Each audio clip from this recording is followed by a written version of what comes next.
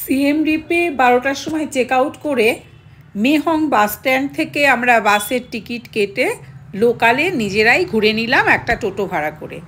তারপর 10 ঘন্টা রাতের বাস জার্নি করে আমরা চলে আসলাম সিয়ানুক ভিলে নামক একটি জায়গায়, যেটা লাস্ট স্টপেজ ছিল।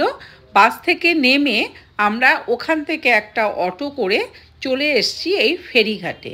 এর উল্টো দিকেই সমস্ত টিকিট কাউন্টার রয়েছে, যেখান থেকে আপনারা পুরো ফেরির টিকিটটা কেটে যেতে পারবেন আলাদাভাবেও। আপনাকে একই সাথে এই ফেরির টিকিট কাটার প্রয়োজনীয়তা নেই। নাইট সার্ভিস বাসে আমাদের ভাড়া নিয়েছিল 1400 টাকা INR, আর এই ফেরিতে আমাদের ভাড়া নিয়েছিল 1800 টাকা আপ ডাউন। আর এই ফেরি আমরা নিয়েছিলাম আমাদের সুবিধার জন্য, যে আমরা থাকবো টিউব হোটেলে, টিউব রিসর্টে। তা সেখানে যাওয়ার জন্য আমাকে দুটো ফেরি চেঞ্জ করতে হতো। আমরা হোটেলের সঙ্গে কথা বলে এই ফেরি ধরেছি, তাতে আমাদের যাওয়ার খরচটাও কম হয়েছে এবং যেতেও সুবিধা হয়েছে। দুবার আমাদের ফেরি পাল্টাতে হয়নি। তাই আমরা মেহং বাস স্ট্যান্ড থেকে শুধুমাত্র বাসের টিকিটটাই নিয়েছিলাম, ফেরির টিকিটটা নেইনি।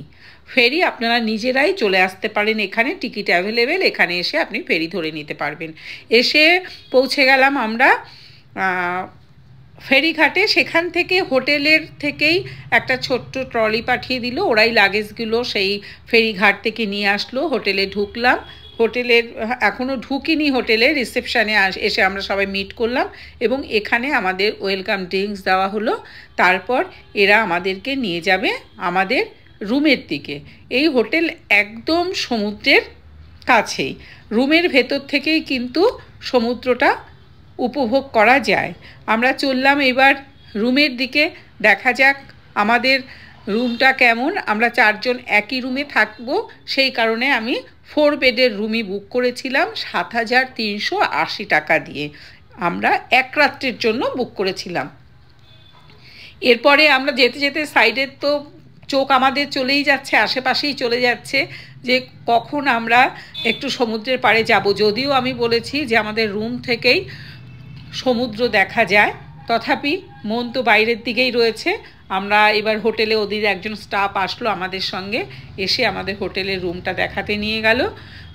এই রুমটাই ছিল আমাদের জন্য বরাদ্দ।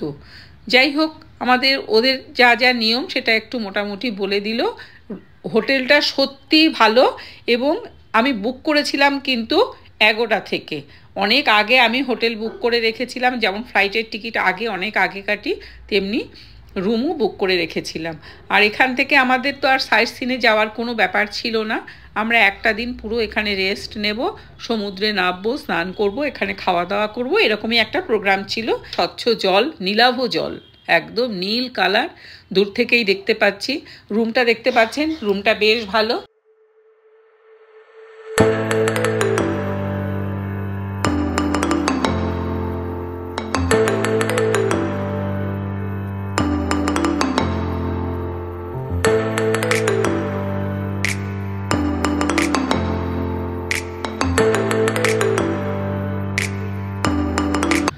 কোরাঙের ট্যুর আমাদের এই পর্যন্তই। আমাদের পরবর্তী ডেস্টিনেশন নমফেন, সেখান থেকে তার পরের দিন আমাদের ফ্লাইট রয়েছে কলকাতা ফেরার। ফেরি থেকে নেমে গাড়িতে উঠে কিন্তু নমফেন পৌঁছতে খুব কম সময় লেগেছে, টোটাল 4 ঘন্টা লেগেছে। আসতে যেমন 10 ঘন্টা থেকে 12 ঘন্টা টাইম, কিন্তু নমফেন এখান থেকে কাছে, তাই যেতে কম সময় লাগলো। আমরা উঠলাম গাড়িতে, এই গাড়িতে আমরা করে চলে যাব সোজা নমফেনে। আমাদের সেই আগের হোটেলই বুক করা ছিল, ওকে প্যালেস হোটেল। এই পর্যন্ত ছিল আমাদের ক্যাম্বোডিয়া ট্যুর। আমার চ্যানেলটি যদি আপনাদের ভালো লাগে তবে একটু কমেন্ট করে দেবেন, সাবস্ক্রাইব করে দেবেন, লাইক করে দেবেন। আসছি পরবর্তী ব্লগ নিয়ে, খুব শিগগিরই আবার আপনাদের সঙ্গে আমার দেখা হবে।